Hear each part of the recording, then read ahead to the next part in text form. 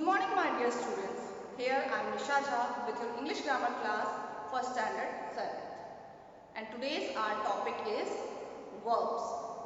So my dear students, have a look. Just open your page number 45 in your grammar book. That is chapter number 8, verbs. Transitive and intransitive. So my dear students, in today's class we will discuss about transitive and intransitive verbs. What is the main difference between both verbs and how we will use the position of direct or indirect object. So have a look. So my dear students, what do you mean by the word verbs? If we talk about the literal meaning of verbs, or you can say that what is the basic meaning? Yes, you can say that the basic meaning of verbs is like some action words like eating, doing, jumping, laughing, something like that. You can say that. So here have a look. Have a look at these three sentences. She cuts the cake. She cuts the cake. Next one. They climbed the mountain. And the third one is he gave her a flower. So my dear students, what is just find out the verb. Here in the first sentence, she cuts the cake. What is action of she? Cutting. So cuts. Here cuts. She cuts the cake. And the next one, they climbed. They climbed. What they have done? They just climbed. So the work done or the action is climb. In the last one, he gave her a flower. What is work done here? Gave. So my dear students, here cuts, climb and gave are the verbs. And what do you mean by the objects? This is very simple question. So just tell me, what do you mean by the object? So just check in the same three sentences. She cuts the cake. What she cuts? What? You can get your answer, you can get what is the object by easily asking a question. What? If you ask a question what in a sentence, then the answer will be your object. She cuts the cake. What she cuts? Cake. So here cake is your object. They climbed the mountain. What they climbed? Mountain. Again, he gave her a flower. What he gave? What? Flower. So this is your here in these three sentences, cake, mountain and flower are your objects. So my dear students, in today's class, have a look at page number 45. The heading is verbs and objects. So I think now what is verb and what is object is clear now. Yes. Now turn your page 46. Next topic is transitive verb. Transitive verb. What is the meaning of transitive verb? If we divide, we can say that if we divide the given sentences according to the objects, then we can say that we can divide it into two forms, that is transitive and intransitive. So here first heading is transitive verbs. What do you mean by transitive verbs?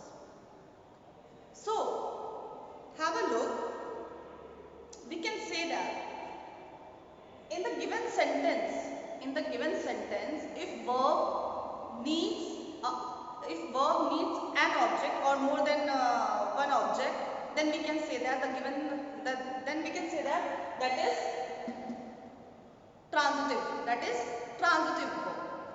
For example, she cuts the cake. Here, if we say like this, she cuts. Just hide She cuts. What she cuts? The sense is incomplete. Why? Because in this sentence we need an object. So she cuts the cake. So we can say that here this is your transitive verb because verb needs object. So my dear students, you can see in your book also that the boys flew. The boys flew. What flew? Flew a kite. So here again there is a need of an object. So this is your transitive verb. And there is one most important thing that we do not use a preposition. We never use a preposition after a transitive verb. After a transitive verb, after a transitive verb,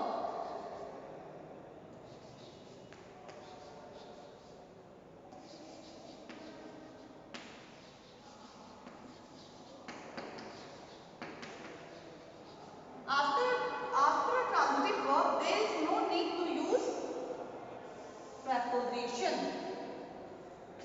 Have a look. Is there any preposition? No. So we can say that in transitive verb there is no need to use a preposition. I think it's clear. So now next one is verbs with a double object. Yes. There are so many situations where a verb needs two objects.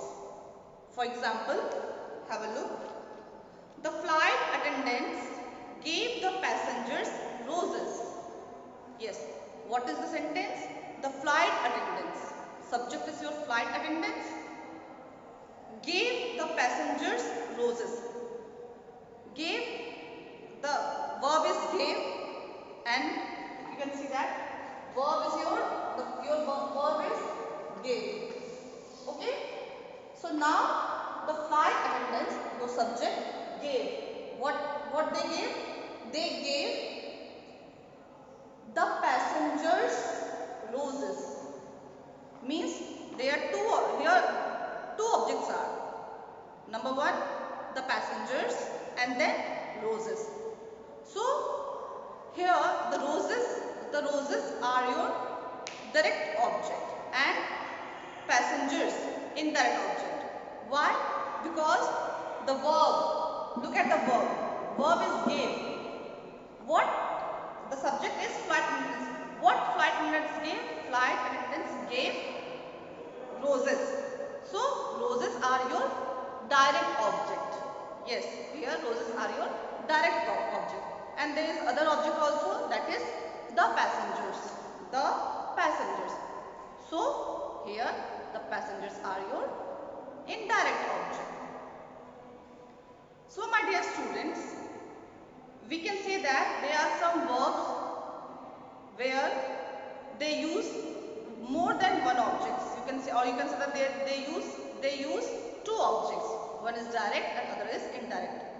So now the main concern is that how we will define, how we will get to know that the given objects, in which the given objects is your direct or indirect object. So do one thing, just focus on your verb. Like verb. What is the main thing that verb is doing? What is the main action of your verb?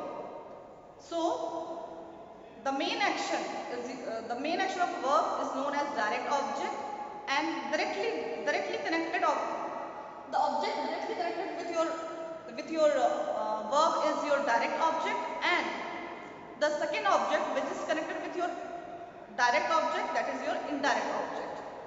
So this is the way by which we can define, we can get which is direct or which is indirect. For example, the same example, let's take the same example to make it easy.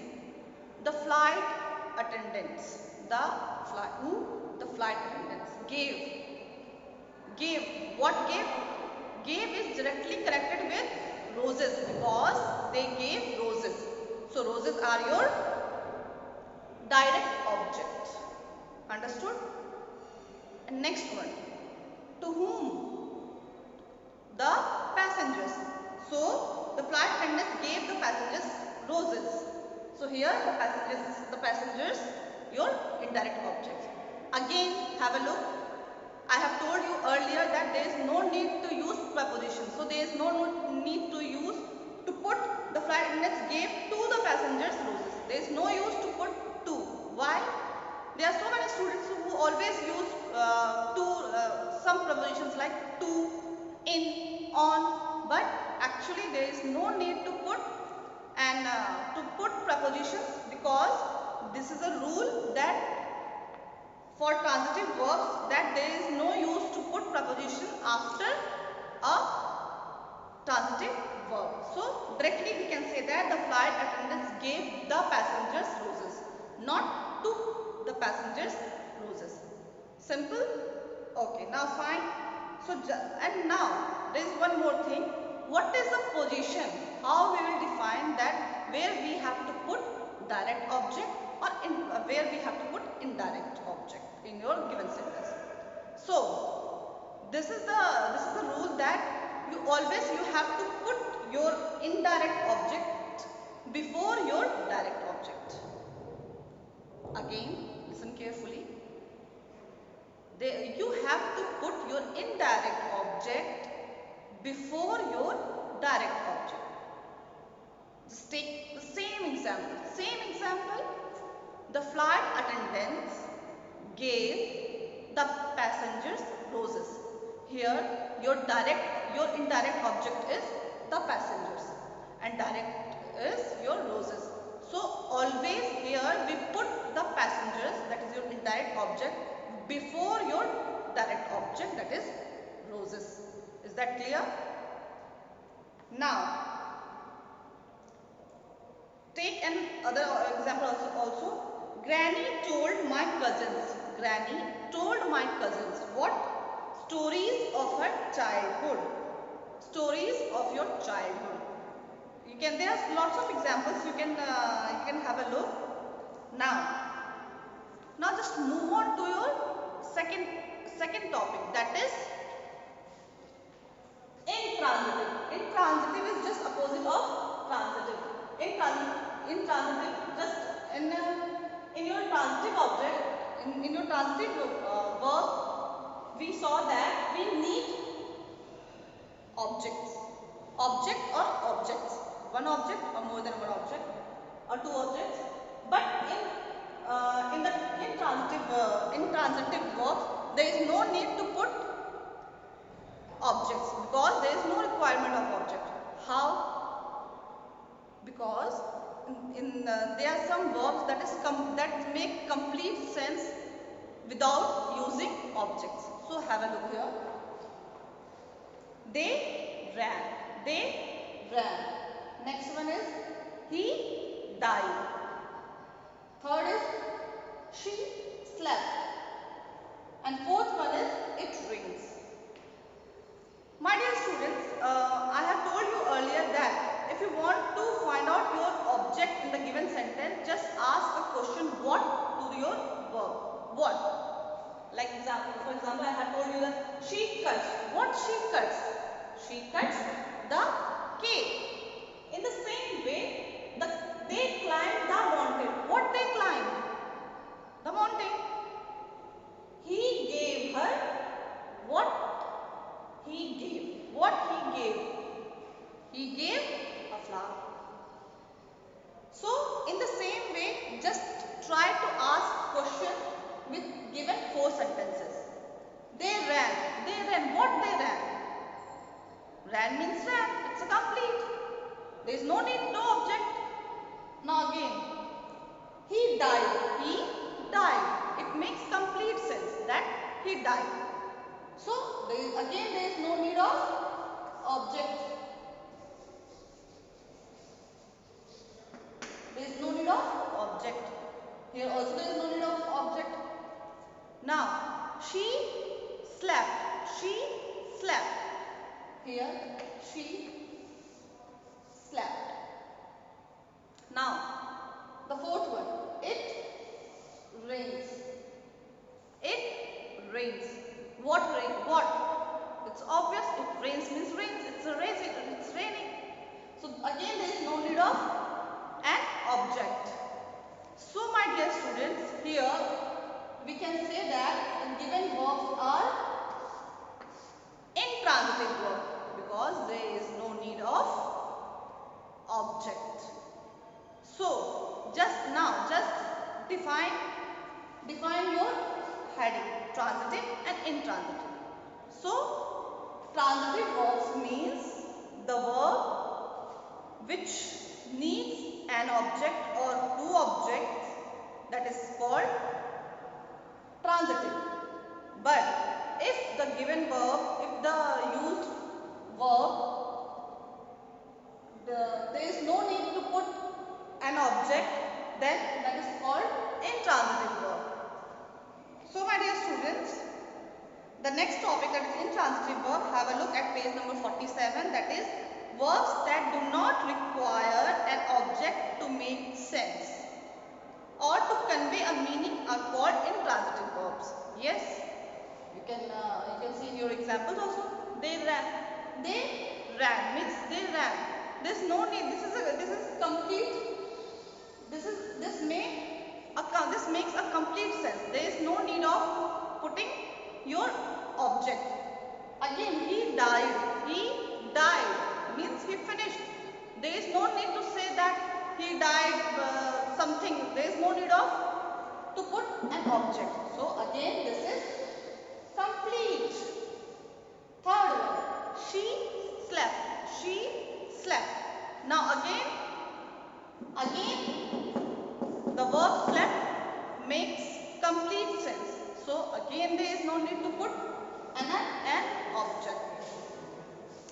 Now, the fourth one is it rains. It rains. Again, it rains means it rains. There is no need to put any object. So again, we can say that if there is no need to use objects to make your sense complete, then we can say that the given verbs are your transitive verb.